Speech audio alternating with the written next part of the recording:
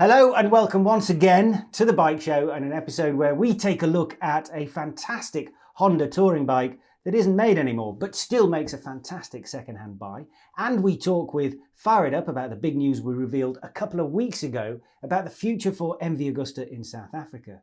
First though, we're going to have another look at the EICMA Expo that took place after a year off because of the thing, and which returned in an understandably slightly subdued form at the end of November.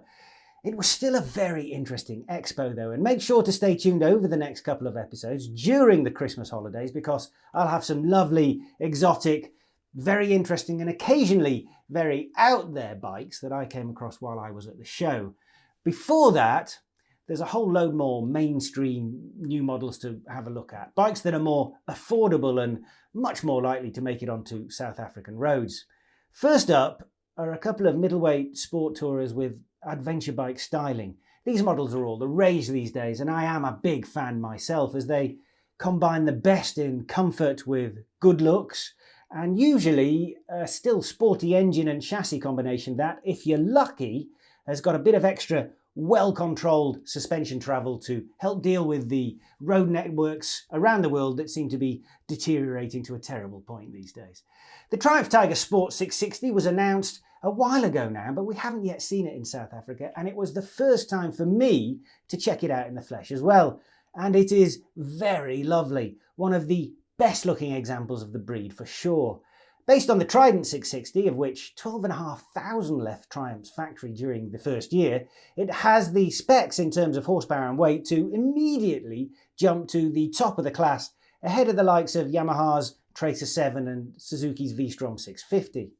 Its other major competitor is Kawasaki's Versys 650, and the latest version of that was revealed at EICMA. It now has the new Kawasaki face, a four-way adjustable screen, a TFT display and two-way adjustable traction control. The LT version comes with a USB outlet on the dash and those hard panniers.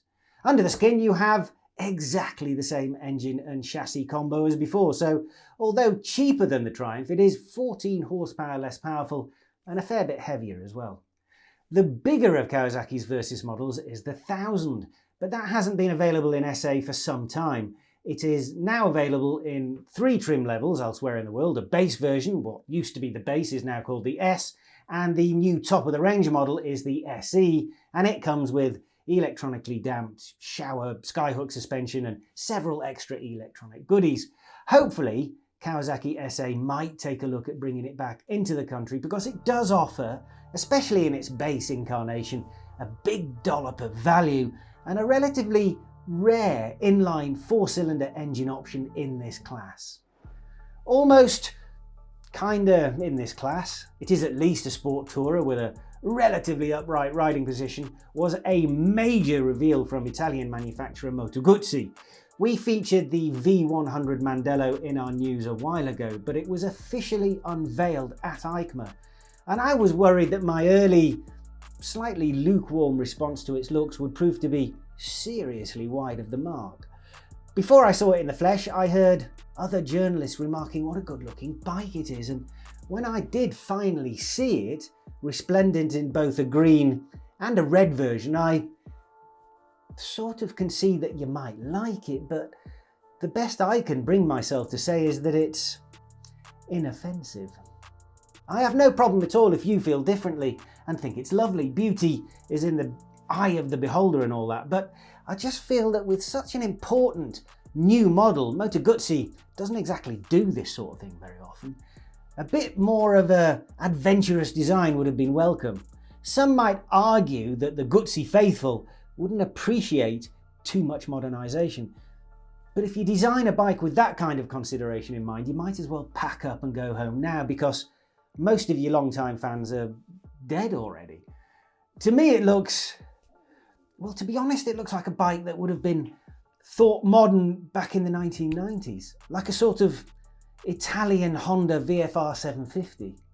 For Moto Guzzi though, it represents a major technological leap forwards with a new 1042cc water-cooled engine that develops a spectacularly average but undoubtedly adequate 113 horsepower and 104 Newton meters, which gets to the back wheel via an aluminium single-side swing arm that houses the shaft drive.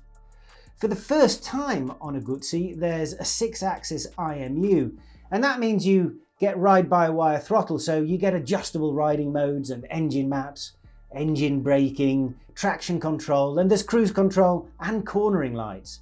The top spec version even gets Erlin semi-active suspension, a quick shifter, heated grips, and the usual Bluetooth features. The screen is electrically adjustable too, but the Mandello's big party trick is its active aerodynamics, a world first no less.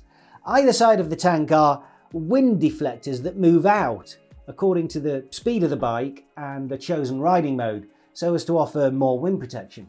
Apparently they can reduce wind pressure on the rider by up to 22%. To me it seems quite a big lump of a thing with a pretty decent frontal area anyway, a sizable screen and a very modest power output, so I'm not convinced how useful that's actually going to be. Good though to talk about with your Guzzi mates over a medium-sized glass of flavoured craft beer at your local tavern. If you prefer your craft beer unflavoured and followed by a shot or two of something stronger, and staying with the sport tourer theme, you might be interested in Suzuki's latest addition to the class. It has already had its world launch, but it isn't in SA yet, and I clapped eyes on it for the very first time in Milan. The GSX-S 1000 GT is not pretty. There again, I don't think it's ugly either, but it is eye-catching, memorable, and I rather like it. Colleagues I spoke to from the UK reckon it is an excellent touring bike, sport touring bike even, with a stonking 150 horsepower engine and handling to match.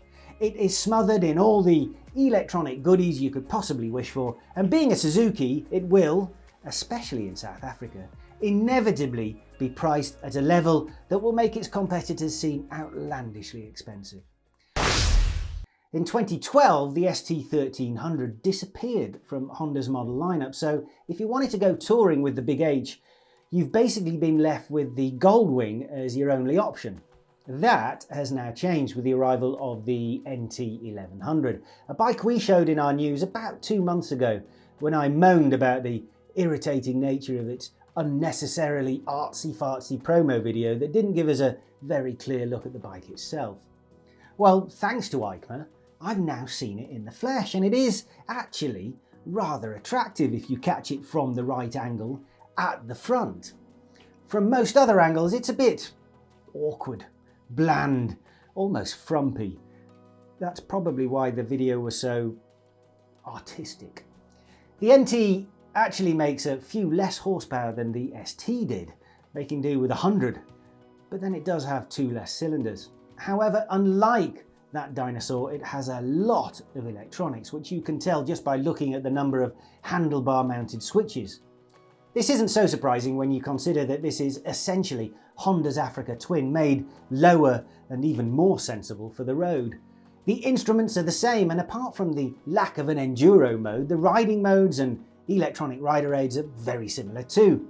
What's particularly nice is the ability to run Android Auto and Apple CarPlay on that lovely colour screen, which sort of begs the question as to why they've bothered keeping the little LCD display that sits below it. In this NT, guys, the Africa Twin is sort of a Europe Twin with its dedicated road-going approach to touring, and so there is better pillion accommodation and, of course, a full set of panniers available with a matching top box. NT, by the way, actually denotes new touring era, but might more accurately denote nice twin. All very sensible, all very Honda, including the 3 riveting colour schemes, which are black, white or grey. Undoubtedly very good at moving you between the scenic spots on your biking holiday, but not quite so good at moving you emotionally. It just wouldn't be the done thing for you to actually have any fun on your holiday now, would it? Personally, if I wanted to go touring with a Honda, I'd take this. Looks amazing. A modern bobber in Goldwing form. It doesn't have the horsepower of the BMW equivalent, but it's still pretty quick, and with that DCT gearbox will undoubtedly put much more of a grin on your face than the NT ever will.